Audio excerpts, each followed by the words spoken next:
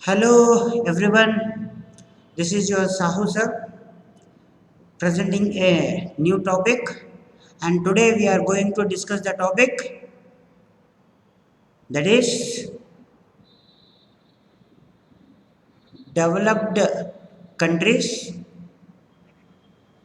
developed countries and their characteristics.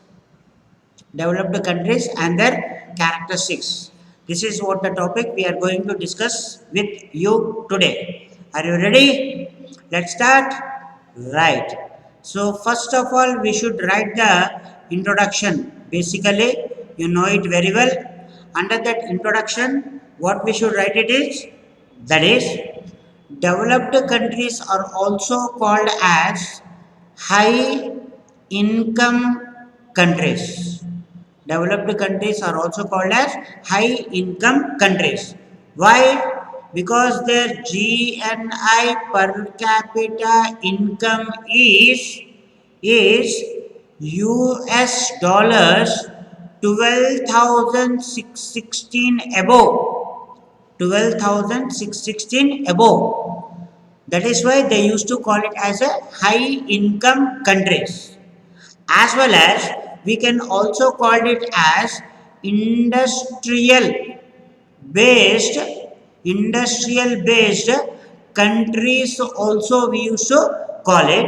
Why? Because these countries actually they used to depend more and more upon industries, because the primary source of nation income as well as the GDP they used to get from the industries as well as the service sectors. So that's why they used to call it as a industrial based countries also we used to call it. Okay na?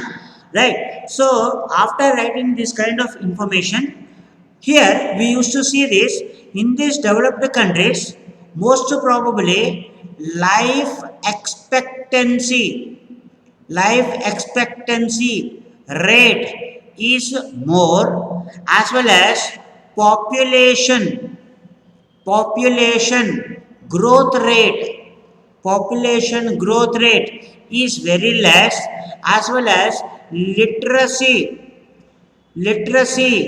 rate is also very more, as well as infant mortality mortality rate is also very less, because this kind of societies they used to have a highly educated persons, as well as there is no discrimination or domination from one to each other, as well as there is no inequalities. There is no inequalities in income and wealth. Approximately there is no inequalities in income and wealth in this country. Most probably we can say some sort of examples such as USA, right? Germany, next Russia, okay na? UK, United Kingdom, next Switzerland, right? China. So China, even it is the first highest in population, even though it is called as a developed country, right? Why? On the basis of that characteristics, we will discuss one by one. First of all, this is the introduction which you have to remember. After writing the introduction, next we will go through with number one. Okay, now next we will go through with the characteristics. Next, we will go through with the characteristics. Under that, number one, if you see, that is significance significance of service and industrial sector. Right, very easy topic of your own also you can write it, right? So basically developed countries actually they used to get and they used to depend upon industries, industrial sector industrial sector and service sector. So basically, due to the industrial sector and service sector, what is the advantage?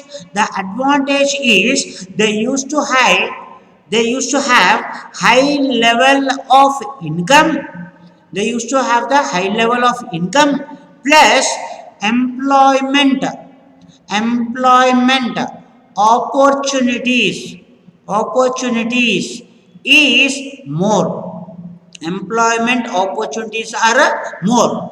This is the primary advantage when the industry sector is dependent and the service sector is dependent by the developed countries, right? Next, most probably here on the industrial sector,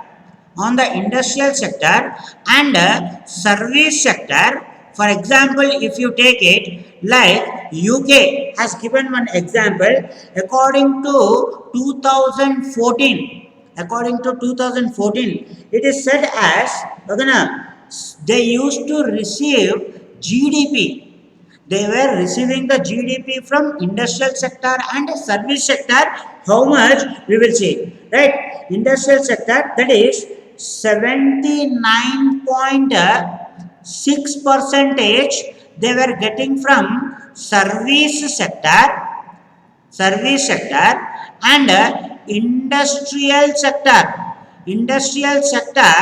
is contributing around 19.8 percentage, whereas 0.6 percentage, see here, only 0.6 percentage from agriculture, only, just 0.6 percentage they were getting from agriculture towards GDP.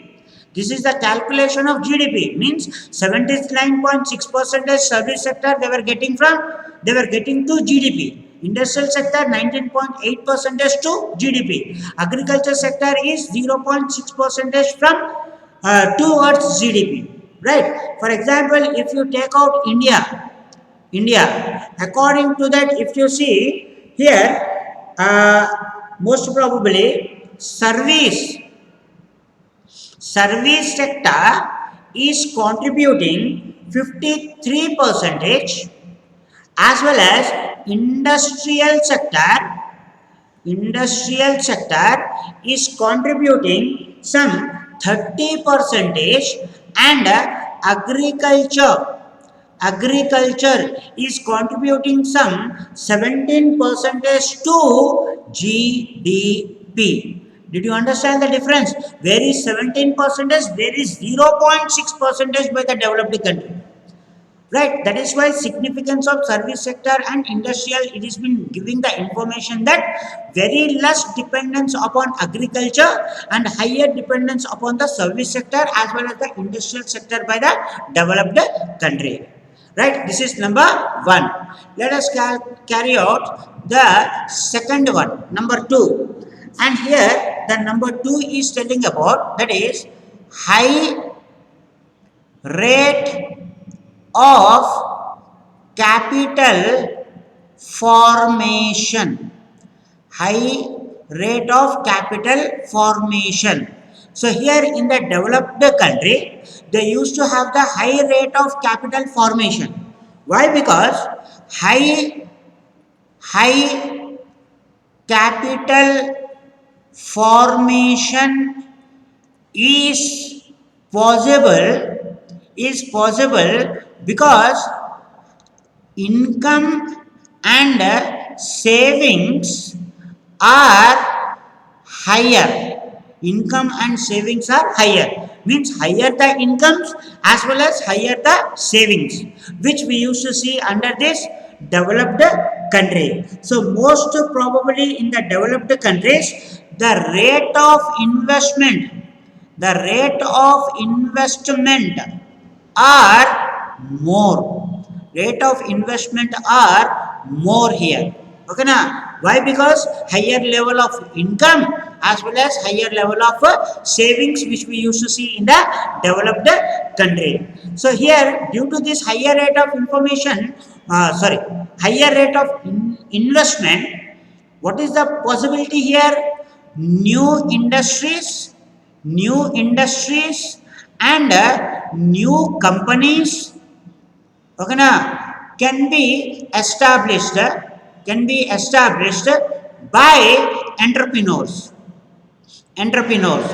Why? Because they used to have the good access of capital requirements for the establishment of industries as well as the companies. Right? So here, for example, if you see what is the capital formation like, and it is contributing to GDP, USA is contributing some 21 percentage of capital formation towards GDP according to 2018. In the same way, UK also contributes 17 percentage of capital formation towards GDP according to 2018. In the same way, if you take out China and the highest 44 percentage capital formation towards the GDP, which we used to see according to the 2018, which is very much high.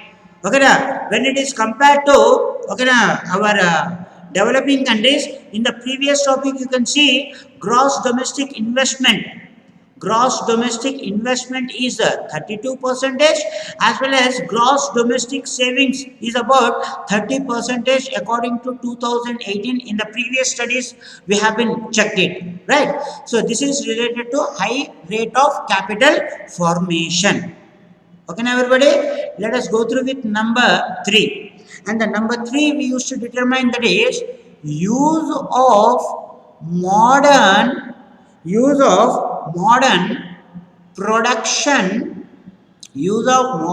production, techniques, use of modern production techniques and skill.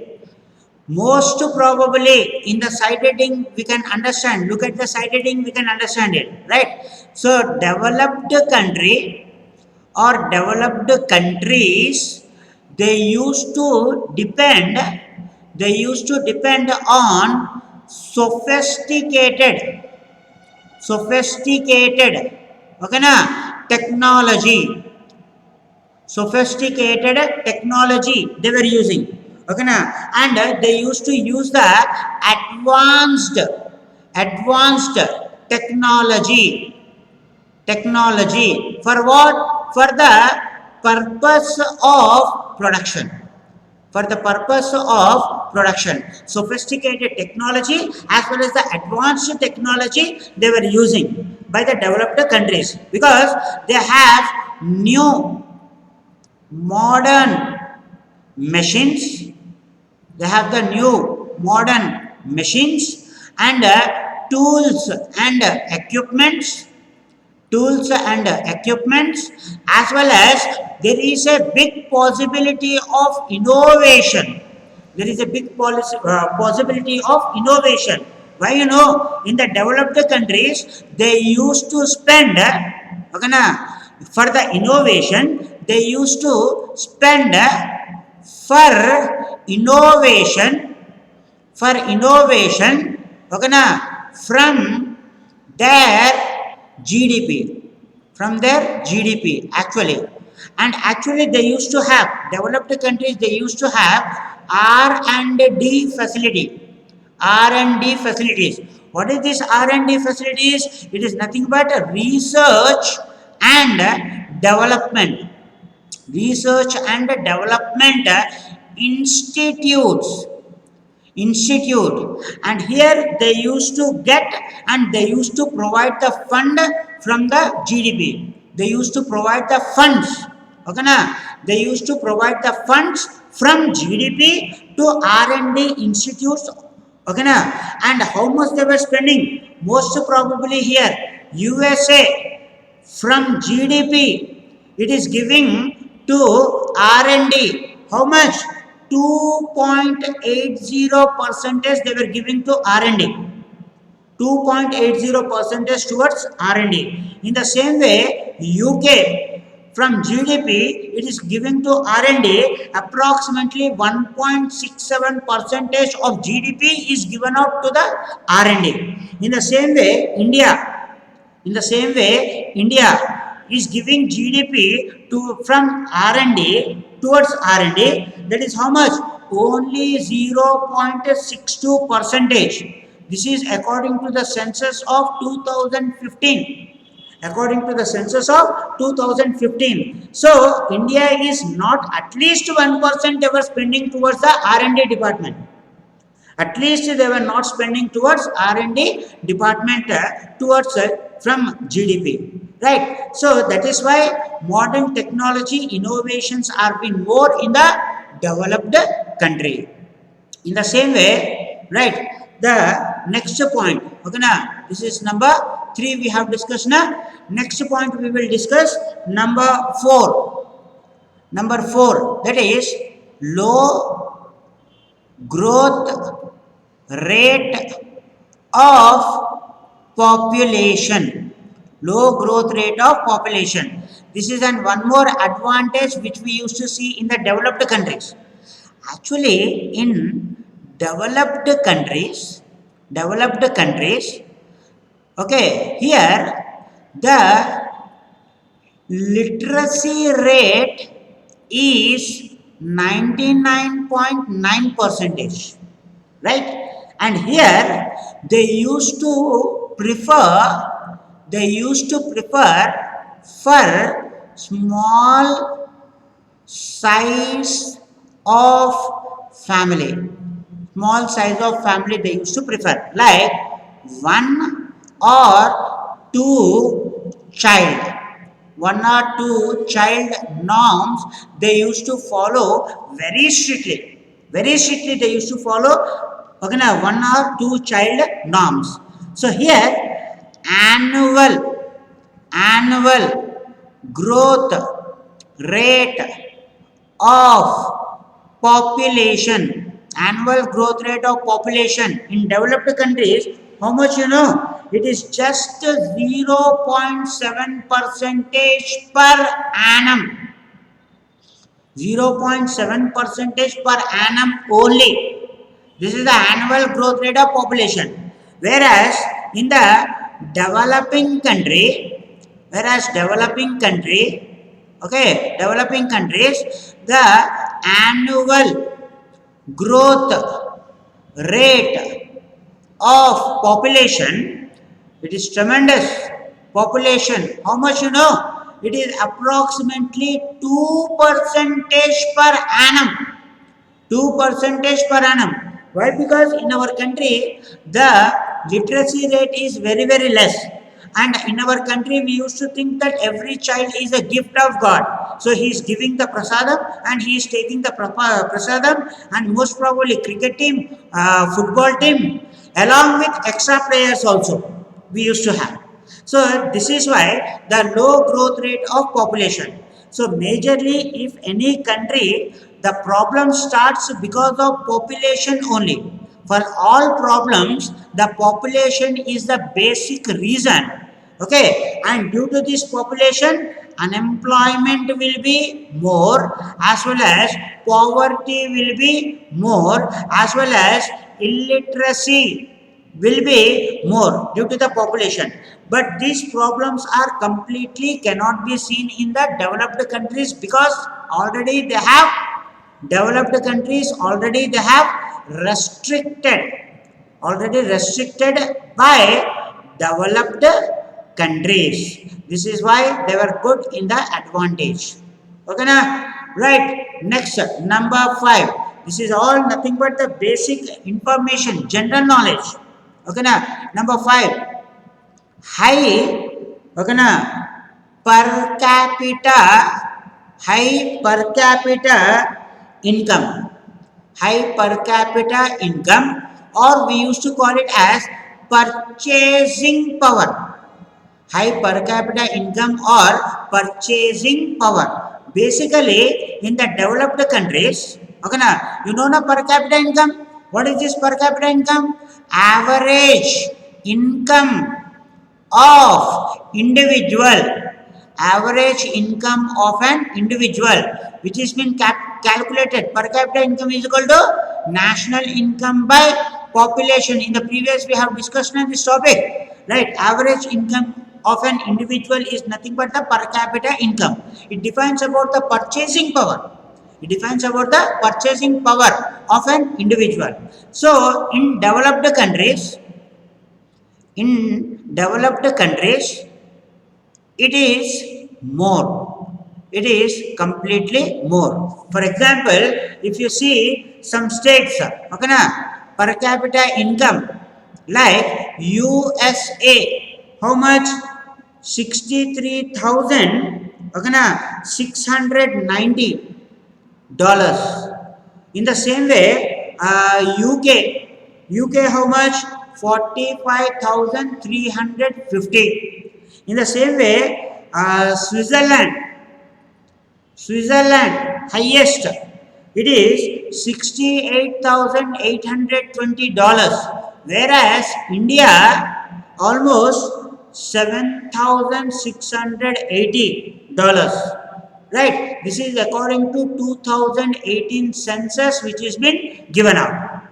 So, higher the per capita income, higher the purchasing power, and more the development. Yes, did you understand? Lower the per capita income, lower the purchasing power, and the economic development will be less.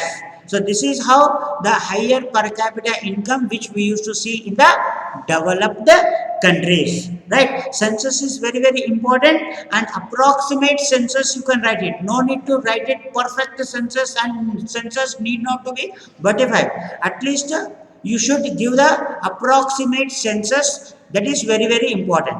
If you write the census approximately, then it is an added advantage to get good marks. Okay, now everybody, I hope you have understood. If you have any sort of queries or suggestions, do let me know in the comment box, as well as please don't forget to subscribe for more and more updates as well as the new topics. Okay, now everybody, bye.